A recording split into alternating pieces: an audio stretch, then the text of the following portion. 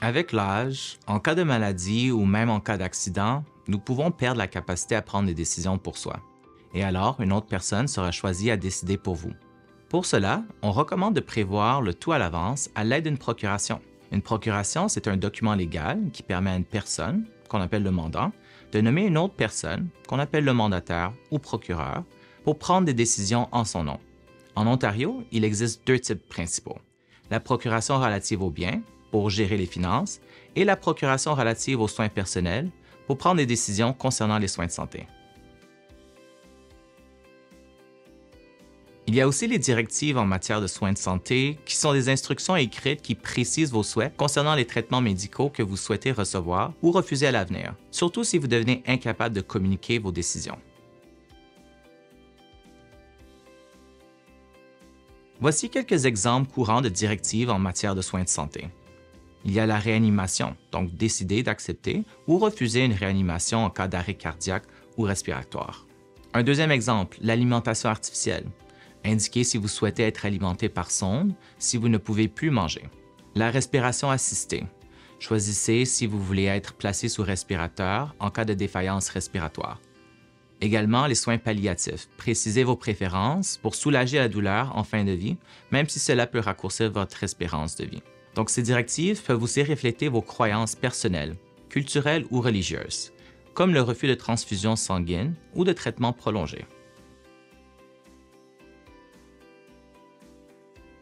Il y a des limites aux directives de fin de vie. Elles ne peuvent pas demander des traitements illégaux ou contraires à la loi. Et les professionnels de santé ne sont pas obligés de suivre des directives qui vont à l'encontre des normes médicales.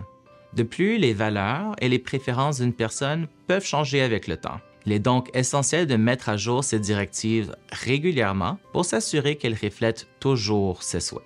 Si les directives ne sont pas assez claires, le procureur ou les médecins devront interpréter les intentions de la personne selon leur meilleur jugement.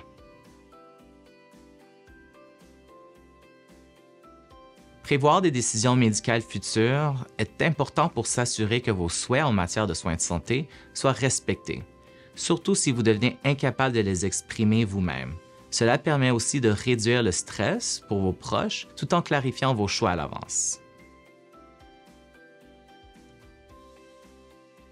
Pour bien préparer vos documents, commencez par réfléchir à vos souhaits concernant vos soins de santé et la gestion de vos biens. Choisissez ensuite un mandataire de confiance.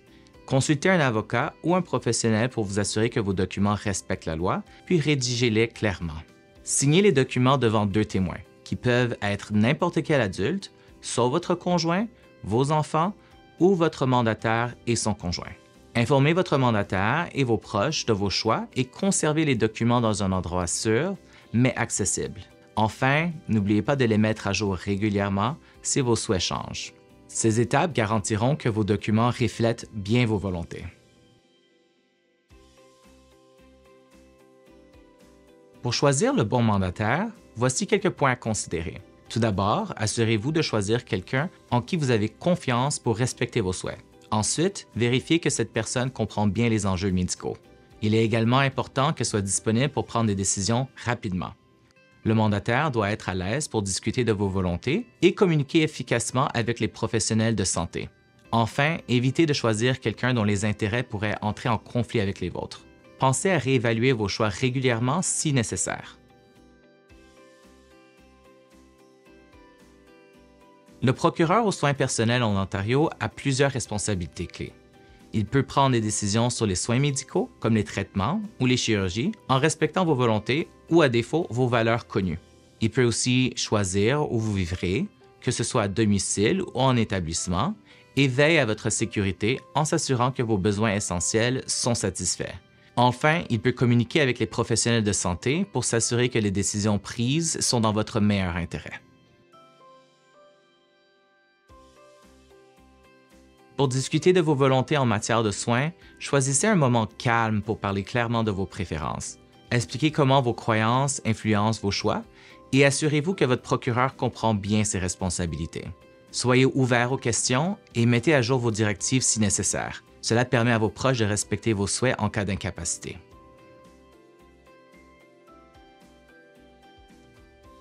Pour donner une procuration, une personne doit répondre à certains critères de capacité, qui varient selon le type de procuration.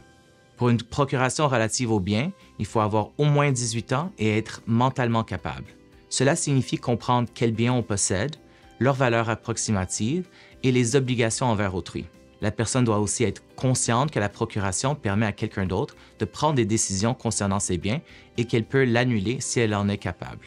Pour une procuration en soins personnels, la personne doit avoir au moins 16 ans et être mentalement capable de comprendre que le mandataire s'occupera de son bien-être et prendra des décisions concernant sa santé. Même si elle devient incapable de prendre des décisions, elle peut toujours être en mesure de donner une procuration dans certains cas. Il est possible de modifier ou révoquer une procuration ou même des directives de fin de vie. Cependant, pour ce faire, vous devez avoir la capacité de comprendre ce que cela implique selon les mêmes critères que ceux requis pour créer une procuration.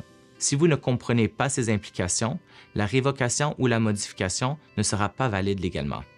Les exigences pour modifier ou révoquer une procuration sont identiques à celles de sa création. En Ontario, vous devez signer le document en présence de 2 témoins. Il est également important d'informer votre mandataire et toutes les personnes concernées des changements que vous avez apportés, de préférence par écrit. Assurez-vous également de communiquer ces modifications à votre famille afin qu'elle soit au courant de vos souhaits actuels. Donc, une procuration garantit que vos décisions sont respectées et évite des malentendus à l'avenir.